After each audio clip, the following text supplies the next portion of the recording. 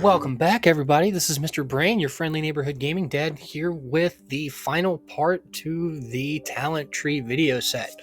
Now, I will go ahead and say that I will go into a bit more in depth with some of these talents as far as what heroes can use which talents better and so on and so forth in later videos, but this is just going to be the final part of breaking down the different color talent trees. And for our final set, we have the red ones. For the red ones, we have infantry, we have overall, we have leader, we have rider, and we have ranged. Now, if you haven't already figured it out, the red talent trees tend to focus on what troop types you should be using with this commander.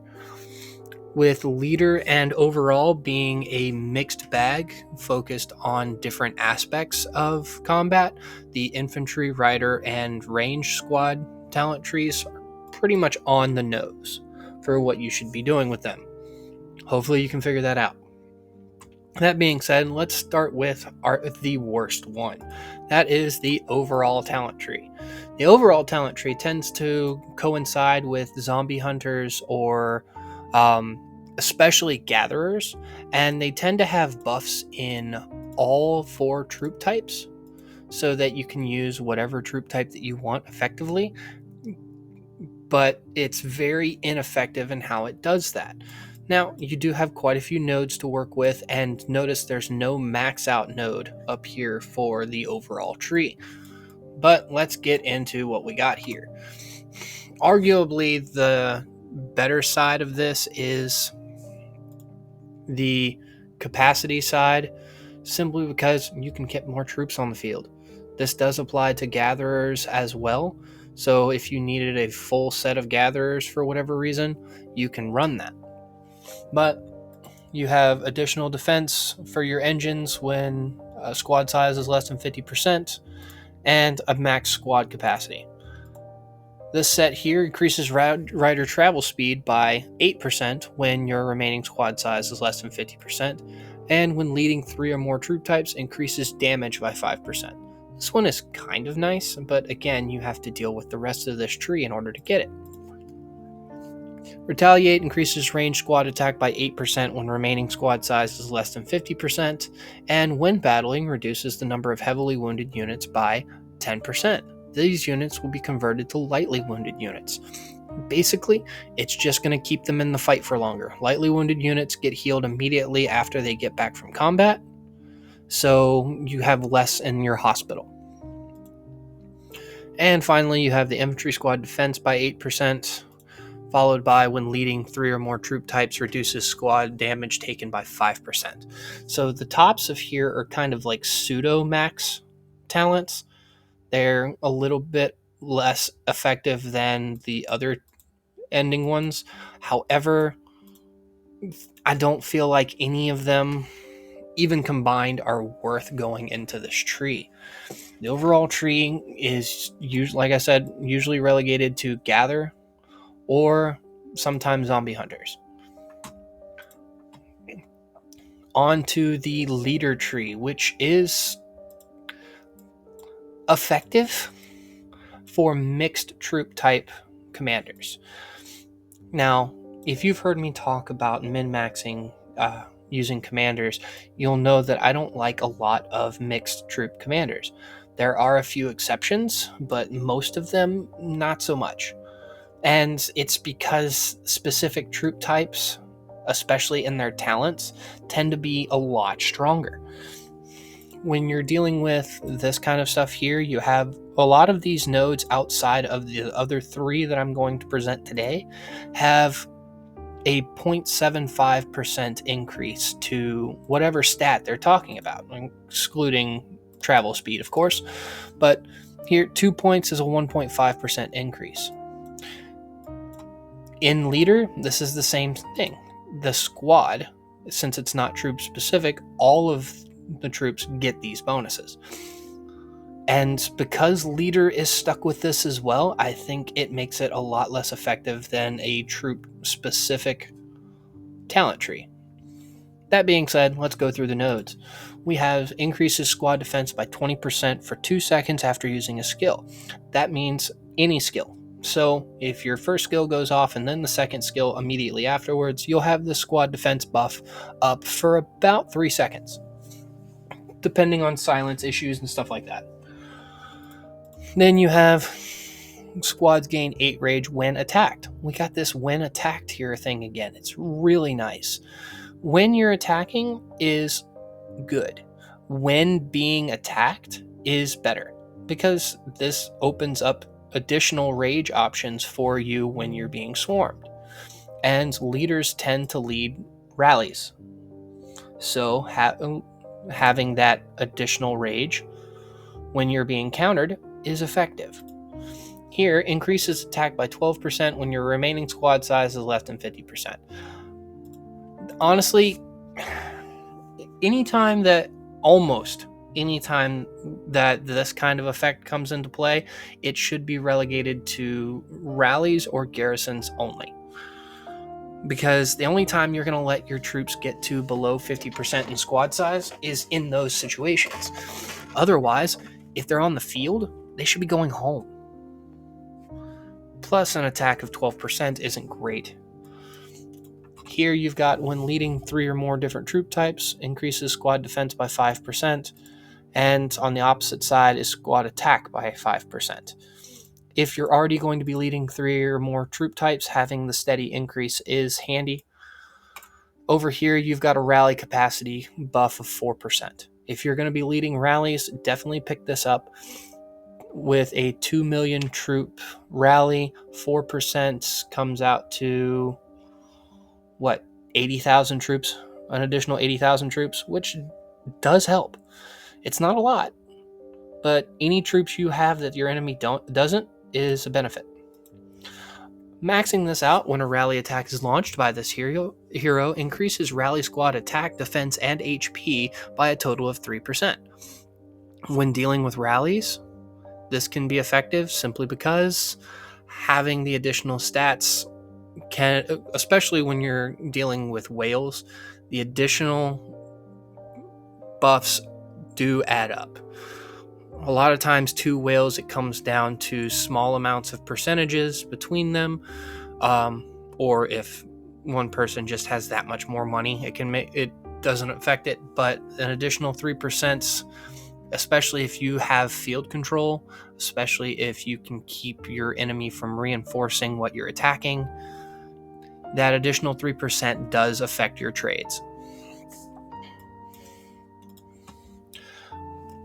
Now we're on to the meat and potatoes of this whole thing, and we will start with riders.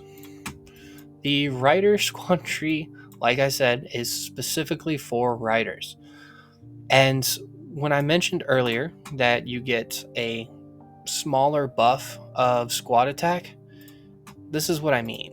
If you come over here, for a single point, you're getting that 1.5%. That means maxing this out is a 3% buff to Rider Squad HP as opposed to a 1.5.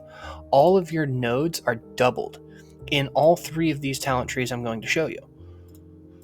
The only thing that isn't changed is the travel speed, but that's understandable. Now, as far as the nodes themselves, let's take a look.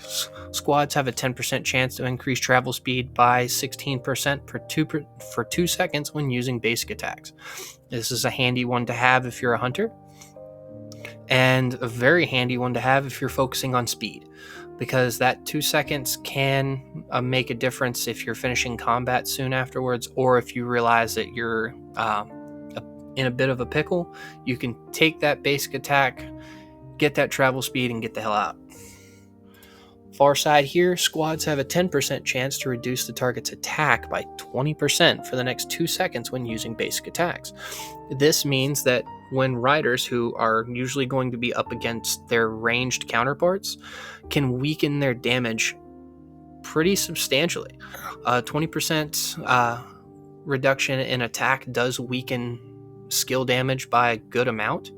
And since ranged is probably either going to be hitting them or other ranged, it can keep your allies alive in field combat situations. Here we have the less effective version of Rage Gain when using basic attacks, but this is on riders. Hopefully you're not being attacked too much, which is the reason why they went with this. Here we've got increases rider squad damage dealt to ranged squads by 8%. This just makes riders go after ranged. There's already about a 10% buff to damage against ranged troops dealt by riders. So having an additional 8 does help. Here we've got when leading only rider squads, reduces skill damage taken by 15%. Again, we're dealing with ranged who primarily deal in skill damage. Reducing that damage by 15% is huge. And here increases travel speed by 30% when remaining squad size is less than 50%. This is one of the few exceptions to the remaining squad size talents that I would definitely take, because if you have that, if this activates, you can get the hell out of dodge. And the pinnacle of this one is increases all damage dealt by, I believe it's 15% for the first 10 seconds in battle. This is massive for hit and run tactics from rider teams, especially for farm killers, because you can make sure you kill that farm quickly and get the hell out, and a lot of times less than 10 seconds. This just makes that process so much faster and can allow you to target enemies that are weak to kill them off faster. There's nothing that says that you can't engage an enemy for 10 seconds, get your first skill off, back up, and then go back in and reactivate this. That additional 15% is great because it will encompass most commanders' skill damage in that first 10 seconds. Bella especially is good at this because she gets that rage buff. Here, just so I can show you what I mean by that.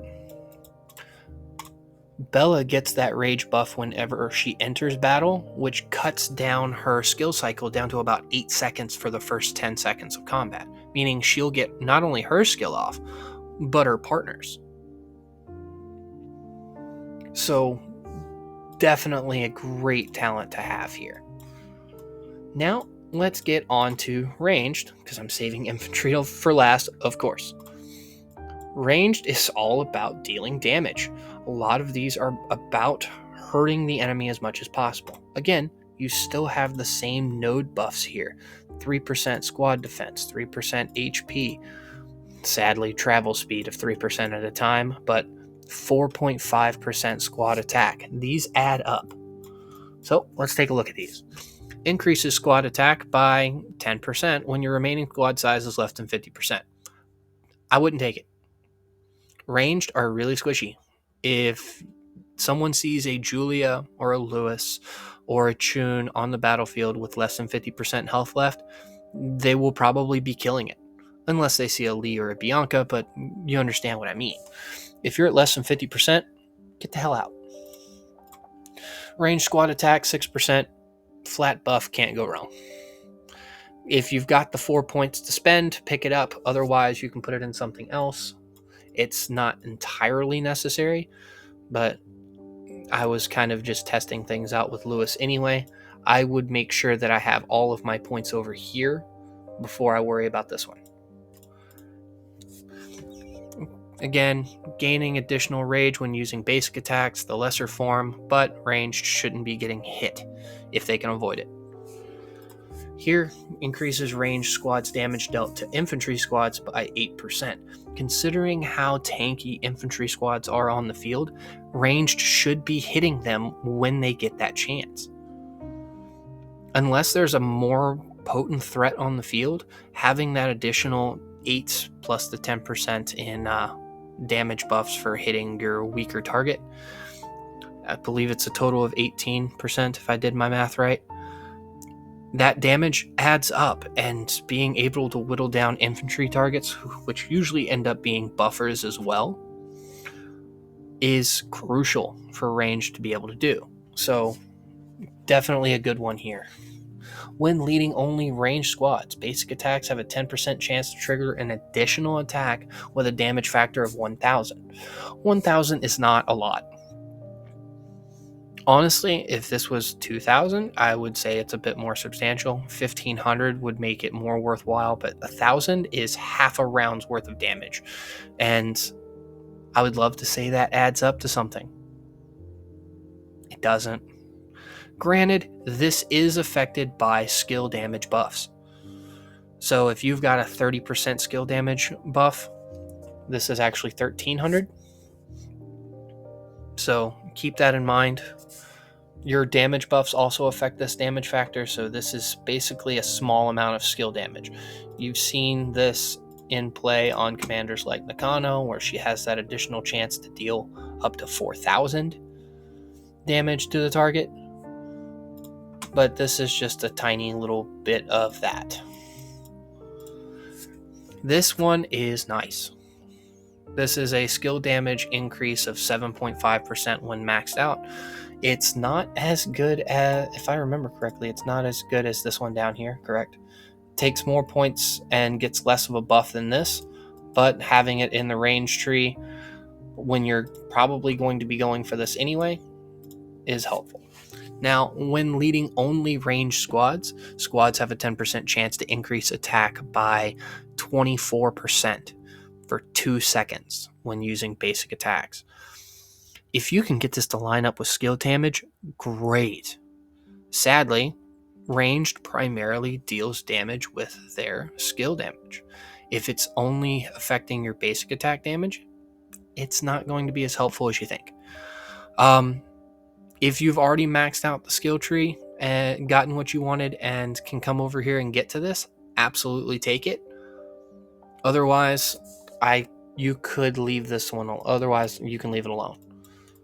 Personally, I think getting off more skills is more important than dealing a little bit more damage that could be affected, that could be avoided outside of skills, if that makes sense. All in all, great talent tree. Now, my favorite, Infantry, just survive.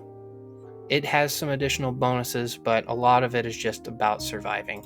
Here, squads gain 8 rage when using basic attacks. I'm kind of upset that this isn't when attacked because of what Infantry is, but I understand since the other 2 talent trees also had when using basic attacks. Increases infantry squads damage dealt to rider squads by 8%. Again, if infantry has the option to hit a rider when there's no other powerful threats on the field, they should be hitting a rider. Here you've got squads have a 10% chance to reduce target's travel speed by 20% for 2 seconds when using basic attacks.